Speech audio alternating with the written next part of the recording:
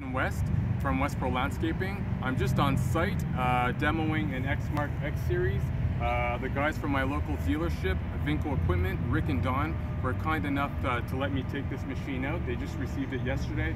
We are looking for a second mower, and having spoken with them, they said this might be the perfect match for our company. We needed something with a small footprint to go into our trailer, which is 6x12, if I'm 7x12 if I'm not mistaken.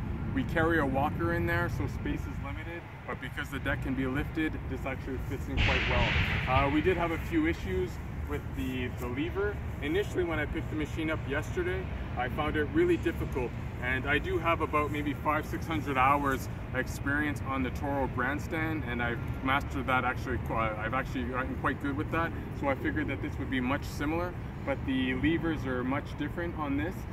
They've changed it a little bit. It's supposed to be a bit more ergonomic. As you know, Toro actually is, or Xmark is just under Toro. They're the same company. So everything below the lever system is the Toro grandstand. But yeah, this seems to be a little bit different, and I'm having a few issues with this. But if you come a little bit closer and you can see, I believe I do have a pretty strong grip, but as you can see, I have to squeeze this pretty hard, and to be doing this all day is quite strenuous. I was told that about after 100 hours that it starts to give way a little bit, and it's a little bit more loose. Initially, when I took it out yesterday, I've probably driven it today for about 2 hours or so.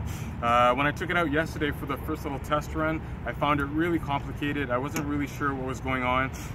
Initially, I thought that I had these down when I started it. You have the clutch system, and then these to reverse, and when you let go, you move forward. But to propel forward, you have to actually, because you have to have it in neutral to start, you have to push the throttle forward to go. I found that pretty difficult, especially in movement and whatnot, but then I finally realized, I caught the idea that you have to leave this on lock.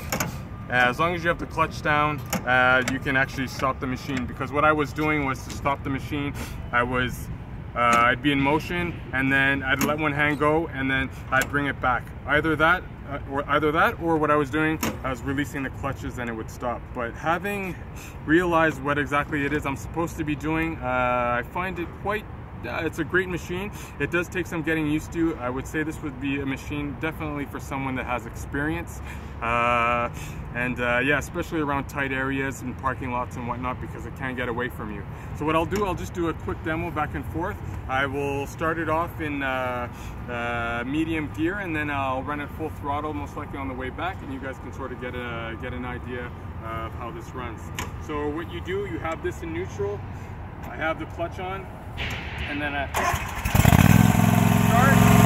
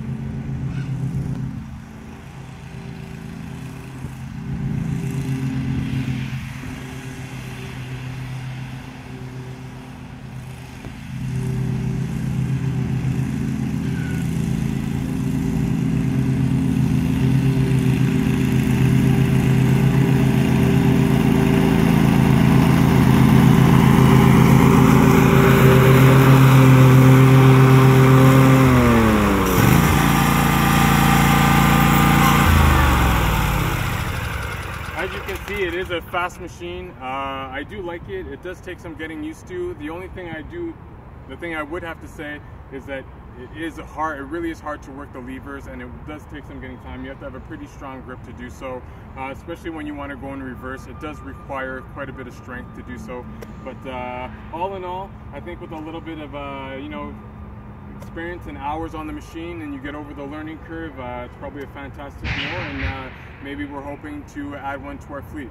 So I hope this is helpful to anybody, the feedback, and yeah, I just want to thank the guys at VInco Equipment, Rick and Don. Thank you so much, and perhaps we'll have one of these soon.